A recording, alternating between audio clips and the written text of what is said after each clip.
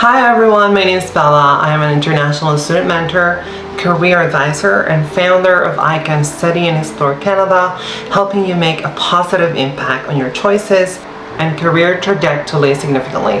The last time I was here, I talked about the important sections that you should include in your cover letter, letter of intent, or commonly known as statement of purpose. I'm coming to you today to talk about the common refusal reasons or grounds for a study permit application and share possible solutions to address these concerns. One of my students asked me this: should I apply again after my study permit refusal? Yes, you can reapply, and there's a good chance you'll be successful in the second time around. But before that, make sure you're aware of the Canada study permit refusal reasons. Many of these study permit rejections are due to incomplete applications. However, IRCC may also reject complete applications for numerous other reasons.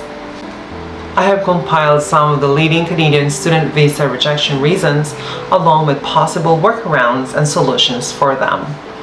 The main reasons for a study permit refusal typically fall into three categories.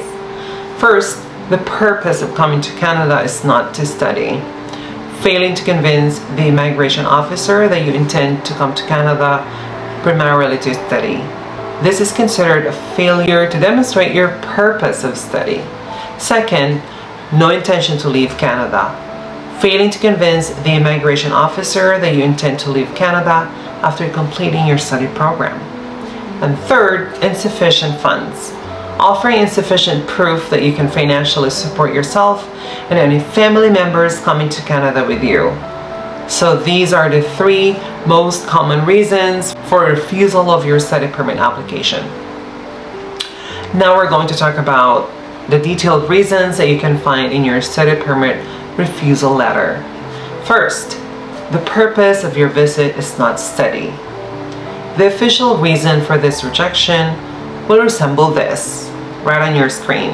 IRCC maintains strict requirements for international student applicants to reduce the likelihood that they will use their study permit to enter Canada and stay there permanently. If a student fails to demonstrate that their primary reason for entering Canada is to study, they will be rejected. You can make a more convincing case by attaching your college or university acceptance letter with your application. This shows that you have admission into a Canadian educational institution that you can pursue an educational program in the country. However, this is already a requirement for study permit applicants.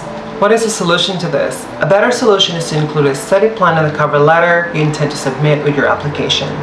In this study plan, you should mention your passion for studying the subject you will be taking courses in once you reach Canada. You can also mention that you will obtain a degree, diploma, or certificate after completing this program and that it will help you in your future career. Second, limited employment prospects in your home country. The official reason for this rejection will resemble the following statement. IRCC aims to attract the best and brightest minds to pursue higher education in Canada. These individuals must demonstrate that they already have great employment opportunities in their current country of residence. They can present a convincing case that they intend to expand their knowledge and skills by studying in Canada before returning to their home country. Following this, they can use their newfound knowledge and skills to further their career. This is a common strategy for international students. However, the key point of this is to demonstrate that you intend to return home. Applicants with limited employment prospects in their home country may use their study permit to enter Canada and stay on and work illegally after their student status expires. IRCC attempts to discourage this practice by rejecting applicants with limited employment opportunities in their country. So what is the solution to this concern? You can demonstrate that you have a good employment prospects in your home country by including a career progression in your cover letter. This career progression should include information about past jobs that you have held in your current country and how obtaining a degree, diploma, or certificate in Canada will enable you to obtain higher skilled jobs in your chosen field. Number 3, unstable current employment situation. The official reason for this rejection will resemble something like this. So IRCC may reject people with unstable employment in their home country. This refusal reason is similar to the one I mentioned above. However, it applies to people who already have jobs in their home country. If the visa officer has reason to believe the company you are currently working for is going to shut down, lay off its employees, or fire you, they will reject your study permit application. What is the solution to this? Good question. You can work around this issue by providing information on your company in the cover letter, especially with regard to how it is a successful business. You can also include a letter of recommendation from your employer to prove that you're a good employee who would otherwise have stayed with the company. If your current employment situation is unstable, you may be able to point out that pursuing higher education in Canada would enhance your current position in the cover letter.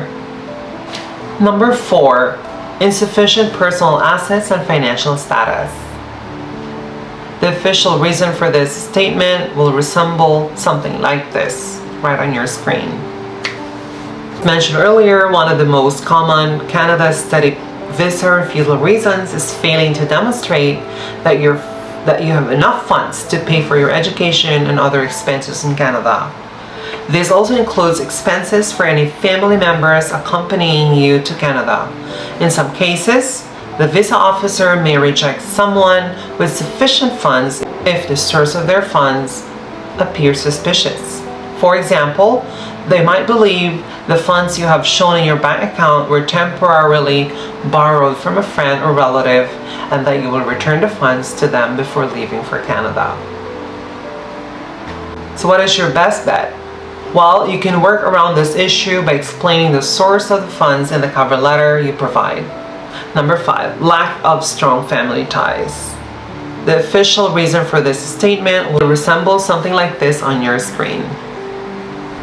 A Canadian visa officer may reject your application for your lack of strong family ties in your home country. This is because someone without strong family ties will have fewer reasons to return to their home country after finishing their studies in Canada. So your best bet for this is that you can convince IRCC that you intend to return by pointing out that you have many close family members, such as parents or siblings, living in your home country in your cover letter. Number 6, immigration status. The official reason for this statement will look something like this, right on your screen. Your present immigration status in your home country or in your current country of residence may also influence your chances of being rejected. For example, if you're residing in a country on a temporary visitor visa, IRCC may believe you're coming to Canada to avoid going back to your home country or to your country of nationality. So what is your solution to this? There isn't a simple solution to this problem. However, you can mention your reasons for your current immigration status. For example, if you're originally from India and currently working in Germany under a German work visa, you can point out your work history in Germany to show that you have a legitimate reason to be in the country. You can then talk about how pursuing higher education in Canada enables you to expand your knowledge and skill set and further your career. Number 7, not enough travel history. The official reason for this statement will look something like that on your screen. IRCC can be picky about letting people with little to no travel history into Canada. They believe such people may seek to leave their home country and settle in Canada illegally by obtaining a study permit. So what is your solution to this? It generally won't be feasible or even possible for you to gather a rich travel history in the weeks leading up to your study permit application. Therefore, you should focus on demonstrating that you intend to return to your home country in the cover letter. This includes mentioning your family ties, properties, and employment prospects in the country. Number 8, lack of educational documents. A visa officer may reject your study permit application due to a lack of educational documents. The official reason for this statement will look like the one right on your screen. If you're at risk of being rejected for having a poor academic record many years ago, you can specify how your academic performance has improved in more recent years. Alternatively, you can discuss your current job and the various duties you are required to keep up with. This may help demonstrate your current competency and ability to maintain responsibility. Number 9, enough funds for studies. One of the most common Canada study permit refusal reasons is failing to demonstrate you have enough funds for your studies. You should typically show that you have a minimum of 25,000 Canadian dollars in your bank account when you apply for your study permit. This amount should be sufficient to cover your tuition and living expenses for 1 year. You may check out one of my videos for the table of the summary of funds you will need for yourself and any family accompanying member. Number 10, IRCC may also reject if you have shown dual intent in your application. This can occur if you have mentioned that you intend to settle in Canada after completing your studies. You should remember to avoid showing dual intent because the IRCC issues study permits for people who intend to leave Canada after finishing their studies. Stating you plan to work and settle in the country afterward offers the impression you are using the study permit as a way to get into Canada and avoid returning to your home country. You can avoid giving Canadian visa officers this impression by stating that you intend to go back to your family and work in your home country as soon as you're done with your studies. You should state this even if you believe you will be eligible for a post-graduation work permit after completing your program in Canada. And number 11, a structured cover letter. Your cover letter plays a vital role in explaining your reasons for coming to Canada and demonstrating that you intend to return to your home country once your studies are done. You should strive to include relevant information in this letter. However, you should also remember to present this information with the right structure. Sending in a messy cover letter might get your application rejected.